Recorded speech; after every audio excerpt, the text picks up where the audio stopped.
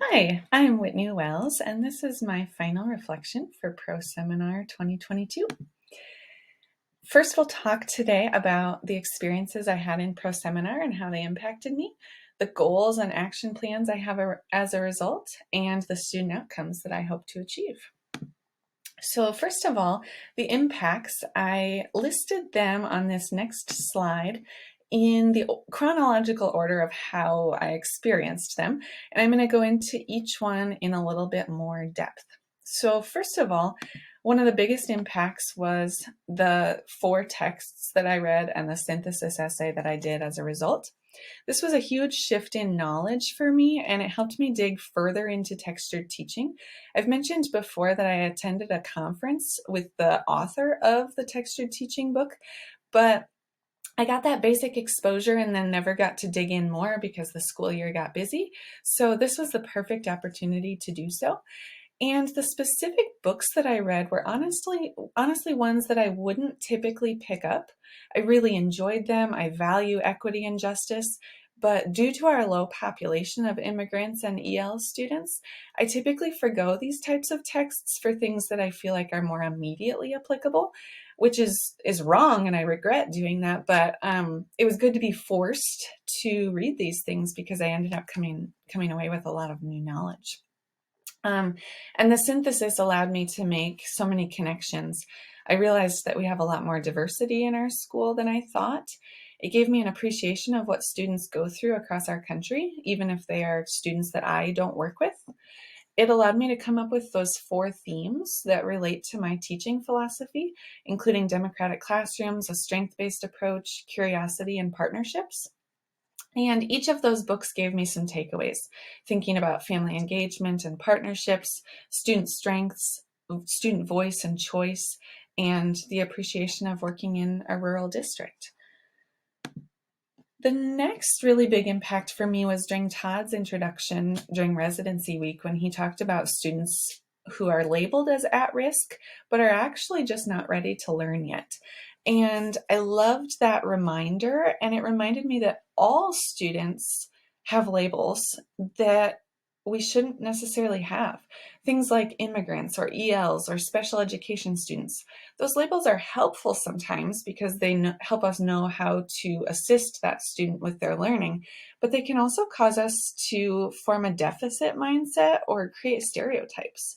So this was a shift in disposition for me because I want to think about my strengths-based approach and curiosity and be a textured teacher who doesn't label and who sees students as human beings with strengths.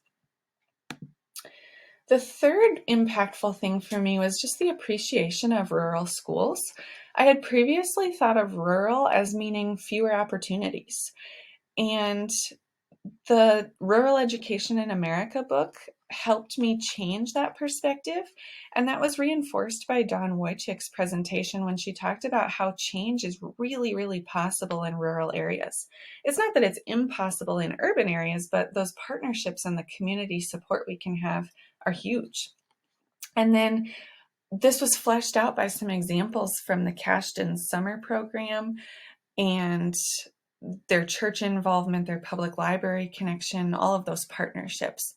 Plus, it made me think about the opportunity that I have to establish relationships with students that last more than just a year or a semester.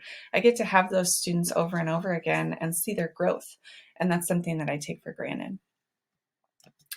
Fourth, I learned a lot about mirrors and windows as well as doors. I had always practiced mirrors and windows in my teaching and tried to provide those perspectives for students. But listening to Amanda Semrad's presentation on Flipgrid was the first time that I had heard about doors as well, which allows students to actually walk into other perspectives and really experience those things. And then Sophia Wojcik piggybacked on that during her presentation when she talked about allowing students to celebrate holidays like Day of the Dead or to see themselves represented on a map. And I think all of these things connect to democratic classrooms and cultural relevance, which is textured teaching because it allows students to see their own lives reflected and see other perspectives. And it gives them a voice, which is really cool. Bibliotherapy was really impactful for me as well. This was a huge boost in knowledge for me because I'd actually never heard of it. But ironically, I'm already doing it in my classroom. So the idea of bibliotherapy is getting to know kids and sometimes their traumas, recommending books that might relate to that or that they might enjoy, and then having a chance to discuss that with them. So like I said, I'm already doing some of that in my classroom, and I love this idea that books can help students cope. It provides the windows, mirrors, and doors, but it also has some scientific evidence behind it because reading books and hearing stories releases the feel-good chemicals in our brains. And I think that this is an excellent mental health connection that I could talk to students about and really live out in my classroom. It perfectly connects to textured teaching also because it focuses on student needs, it makes learning relevant, and it forges those connections. And then the last really impactful thing for me was the idea of partnerships. This was a common theme in all the books that I read, but I felt like I walked away from the books with the knowledge that partnerships are important, but without any concrete ideas of how to do that. And so the presentations during residency week really gave me the actual ideas that I needed and impacted my growth because now I know where I can go with this. For instance, the Cashton presentation talked about public library connections, which I can do. Dr. Jen Kluterman talked about mental health partnerships, and Don Wojcik talked about partnerships amongst teachers. So I'm excited to have those concrete ideas. So next we'll talk about actions and how all of that learning impacted the goals that I have for the future. One of the things I need to remember with action is that I have to remember not everything can happen at once. I have to take baby steps, and that's okay as long as I'm still making progress. So I took each of those 6 impacts and turned them into the action that I see as associated with them. With the 4 texts and the synthesis essay, I think the first thing to remember is that those 4 themes I identified, which are listed here in the bullet points, are things that I can continue to put into my teaching on a daily basis. None of them are something I can check a box with and consider them done. It's more of a journey. So I can continue to create democratic classrooms, approach students with a strength-based mindset and curiosity, and forge those partnerships over time. I also want to do more reading related to equity and justice. I really found myself interested, and I'd like to continue that. And then finally, sharing with other teachers. I'd like to share my learning, and I had a revelation of how I can do that. I'm a lead teacher in our high school building, and that means that I get to choose a book for next year that other teachers can then join me, and we approach it like a book club. And that's part of our professional development. So I'm actually thinking I'd like to choose the textured teaching book and dig into that more, share all of this learning with the teachers who join me, and learn more together. Next, related to the at-risk learning that I did, I want to approach students with that strength-based mindset and have conversations with them, give them a voice and learn about their strengths. I also see some connections between our school's Get to Green program, which is a social and emotional learning program that allows students to go to green spaces throughout the school, work on their emotions, and prepare themselves for learning. And I think if I can promote that in my classroom and in my own mind, remove those labels from students, that will help me with that strength-based approach. And then finally, I'm part of a 9th grade care team where we identify at-risk students, learn about them, and pass that information along to their teachers. But we do all of that with that label intact. So I'd like to talk to our team about how we can change our language and maybe our approach.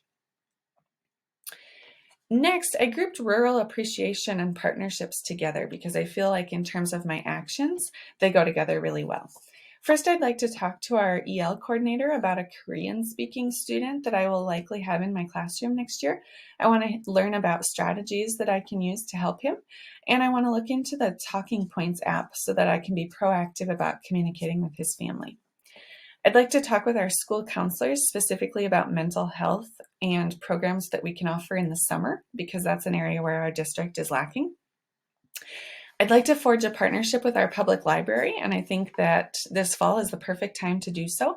Our high school library is going to be remodeled, so it will not be open until October, leaving me a perfect window to establish that partnership and teach kids how to use the public library. I'd also like to talk to churches specifically about those summertime meals.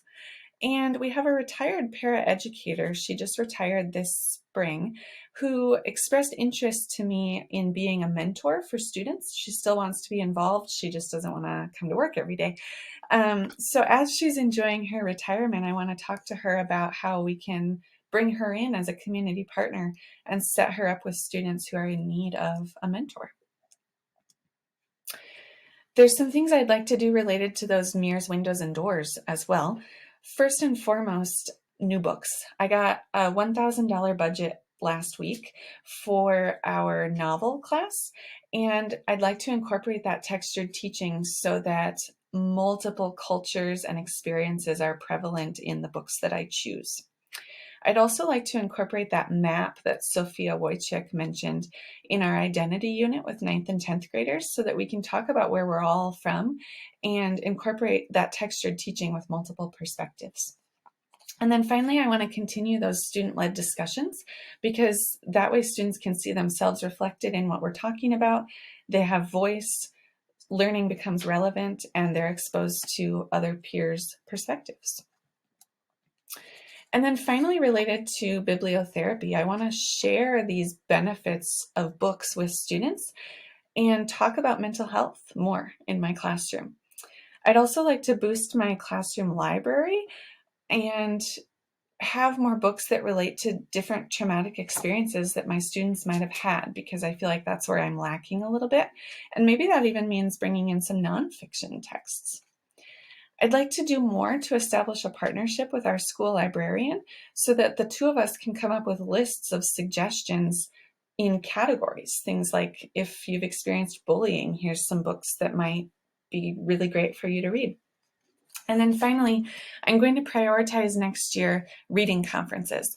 I've always made writing conferences part of my practice, and it builds relationships and it does so much for the students, but I've never made time for reading conferences. And I think that's an important part of bibliotherapy because we have to talk about those texts, process together, and bring in that textured teaching of relationships and empathy.